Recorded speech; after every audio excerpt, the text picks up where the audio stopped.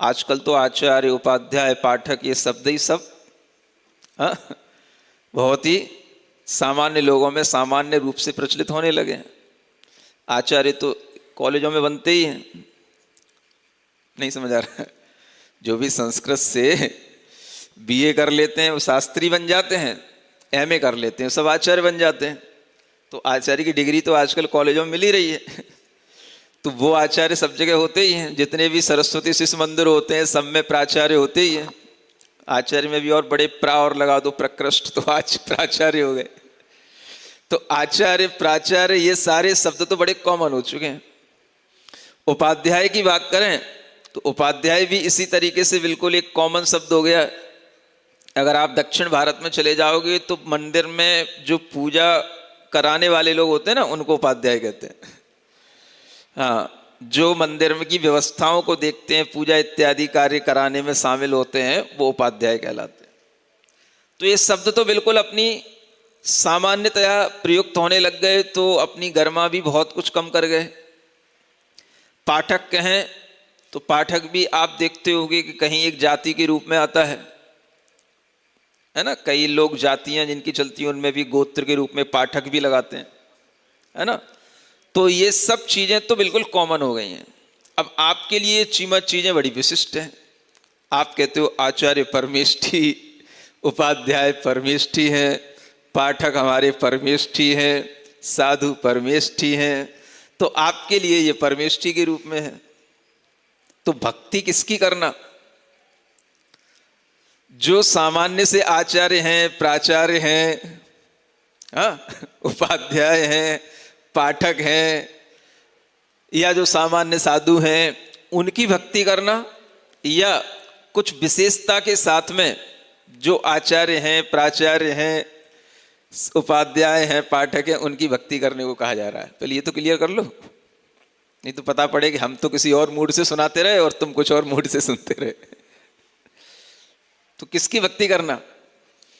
इसीलिए इन सब शब्दों के आगे एक शब्द लग जाता है जिन, और इनके आगे एक शब्द लग जाता है परमेष्ठी। समझ आ रहा? ये सभी कैसे होने चाहिए?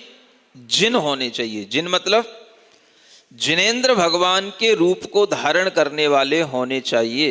उनको ही आचार्य, उपाध्याय और साधु कहा जाएगा। कई लोग भ्रमित करते हैं, णमो लोए सब साहुड़म में लोक के सर्व साधुओं को नमस्कार किया गया है। आप जैनी लोग तो बस केवल अपने जैन साधुओं को नमस्कार करते रहते हो। ऐसा उल्टा ज्ञान भी देते हैं कई लोग आपको आकर के। आपको नहीं देते तो हमें तो यही देते हैं। तो ये विचार उन लोगों के पास नहीं होता कि साधु का मतलब क्या। अगर आचार्य, उपाध्याय कहा है तो उनका मतलब क्या? इन सब में जिन शब्द की अनुवृत्ति सबके साथ चल रही है। ये सब कैसे हैं?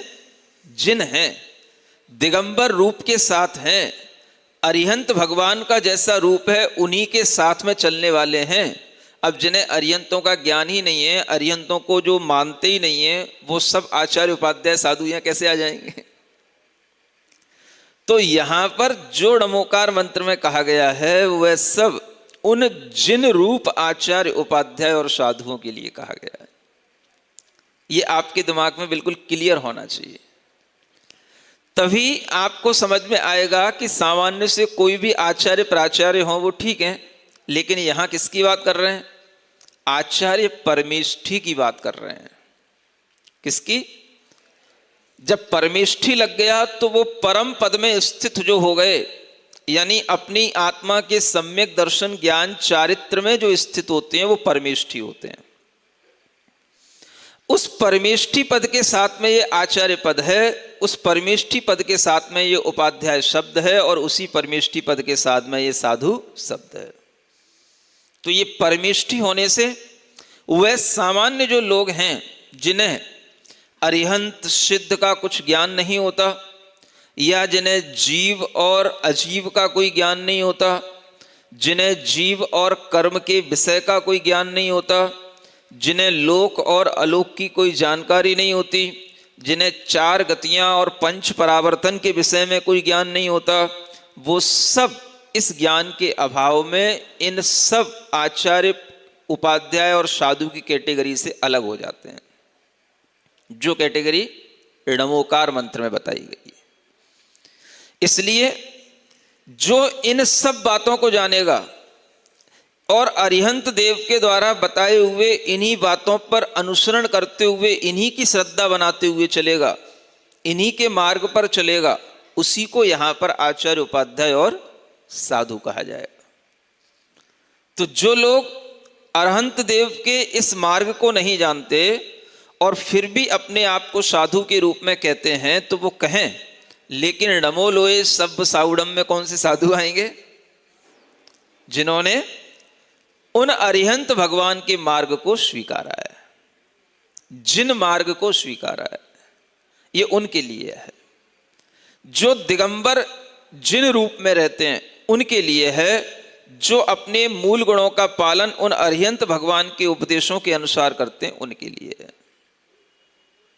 तो जब इस तरह से हमारे सामने ये शब्द आ जाते हैं तो इनकी प्रतिष्ठा परमेष्ठी के रूप में होती है।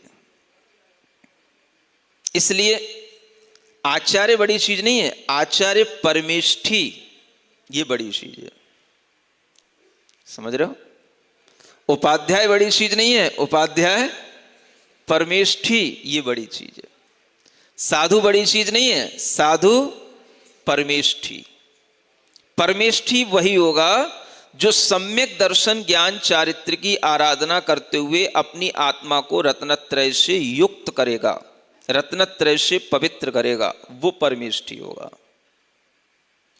तो ये एक भेद है, जिस भेद को नहीं समझने के कारण से लोग इन शब्दों की महिमा को गिराना तो चाहते हैं लेकिन गिरती नहीं है, क्योंकि इनके साथ में क्या जुड़ा हुआ है? परमेष्ठी जुड़ा हुआ है। नमो आयरियाणम, नमो उवज्झायाणम, नमो लोए।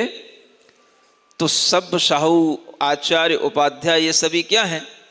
ये सभी परमेष्ठी हैं, जिन हैं, अरिहंत देव के मार्ग का अनुसरण करने वाले हैं। इस तरह से ये शब्द अपने आप में जब मौलिक हो जाते हैं तो इनकी प्रतिष्ठा अपने आप में सबसे ज्यादा हो जाती है।